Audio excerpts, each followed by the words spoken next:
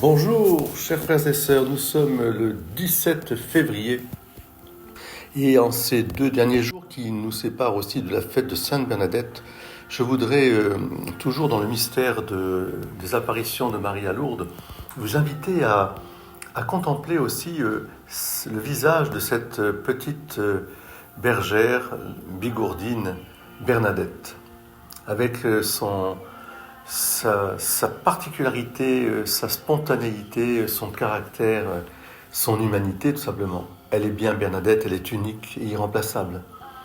Bernadette Soubirous, disciple de Jésus parce que justement unique et irremplaçable.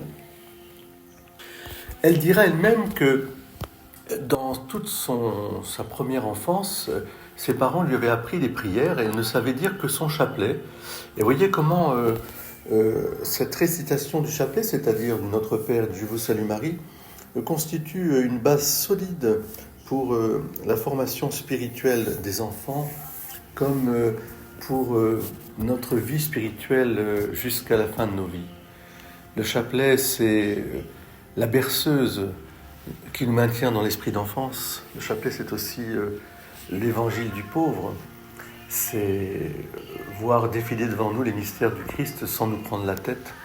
Et puis le chapelet, c'est aussi un encordement, c'est-à-dire une grâce, un signe de rentrer dans le mystère du corps du Christ dont nous sommes le membre, chacune et chacun d'entre nous. Et Bernadette a été guidée par ce chapelet. Vous vous rappelez comment la Vierge Marie lui a indiqué comment faire son beau signe de croix, comment réciter son chapelet. C'est d'ailleurs une caractéristique de Marie à chaque fois qu'elle vient vers les enfants auxquels elle apparaît, de leur apprendre à dire le chapelet.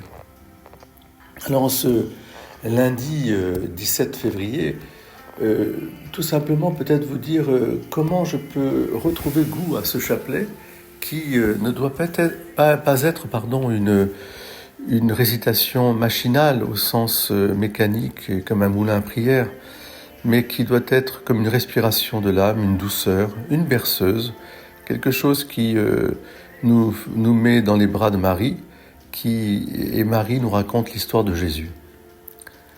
Premier mystère joyeux de ce lundi, eh bien, c'est l'Annonciation, et le fruit de ce mystère, c'est l'humilité. Combien Jésus se fait Dieu, envoie son Fils qui se fait tout petit pour nous, l'humilité de Dieu pour nous, et l'humilité de la réponse de Marie aussi. Voici la servante du Seigneur, qu'il me soit fait selon ta parole. Je vous salue Marie, pleine de grâce, le Seigneur est avec vous. Vous êtes bénie entre toutes les femmes, et Jésus, le fruit de vos entrailles, est béni.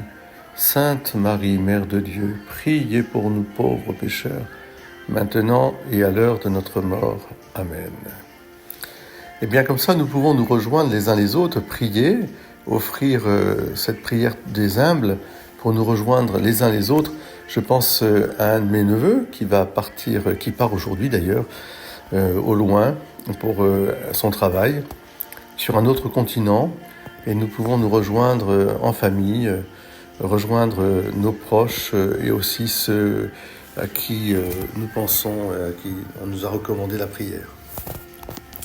Soyez bénis, vive le chapelet. Prenons nos chapelets, offrons des chapelets avec la médaille miraculeuse dessus, et avec la médaille de Saint-Benoît, et sachant que